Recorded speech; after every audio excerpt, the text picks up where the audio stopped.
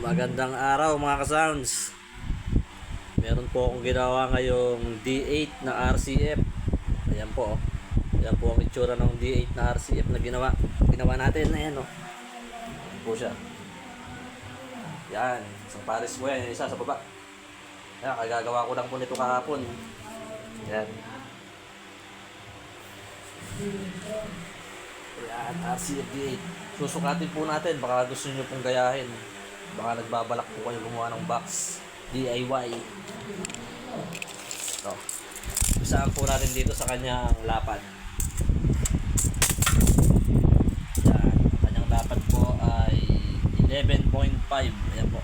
Sa 11.5 po kasama yung dalawang, ayan ang dalawa na to. Kapilaan, dalawang unit niya. 11.5 ayan. Tapos ang kanya naman pong taas ay 15.5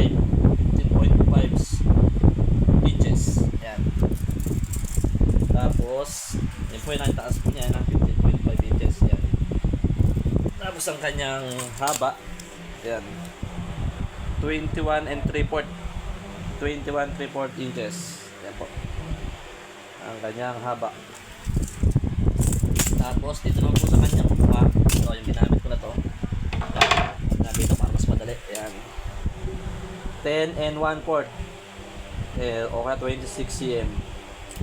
Yan. 10 1/4 26 cm. Yan, parehas po yan kudrado.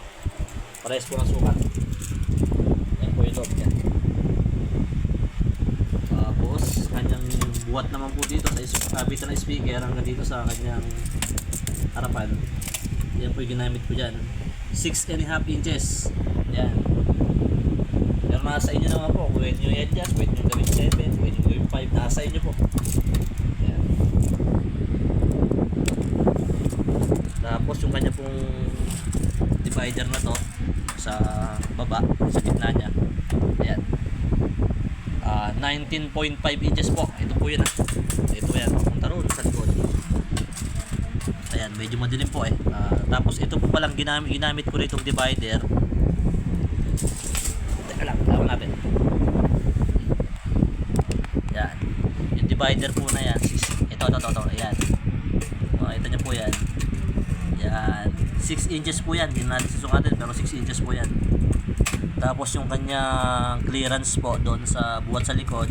Tapos sa divider na to 1.5 inches po yung ginawa ko. Ginamit ko yan. Yan. Yung clearance po yun yan. Yan.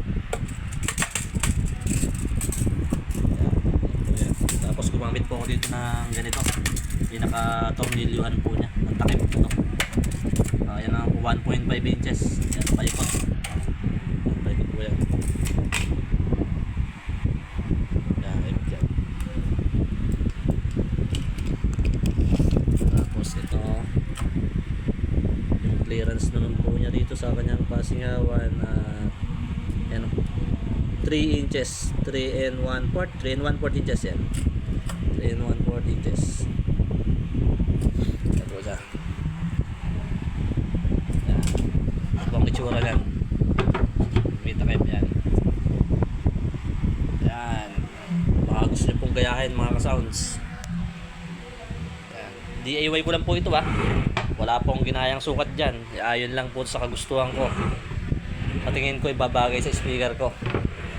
Yan. Naglag na nga. Ayan. As in load ko po kasing speaker dyan ay ito, SWH820K. Ayan. 2000 watts, nominal 1000. Bali ito po siya. Ayan. Ito. Ayan. Medyo may 4 layer po yung magnet ito. Ayan. 1, 2, 3, 4.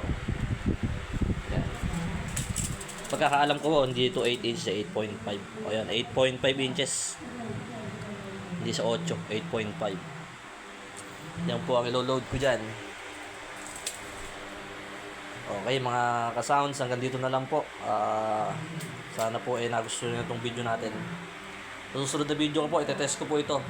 Hindi lang po kaya na itong GX7 GX7 UV. Tinaray ko na po yan, hindi niya kaya Kahit iisa pa lang, hindi niya kaya. Kaya bibili ko ng bagong ampli, titest ko to. susunod na video. Okay, ganito na lang po. Maraming salamat.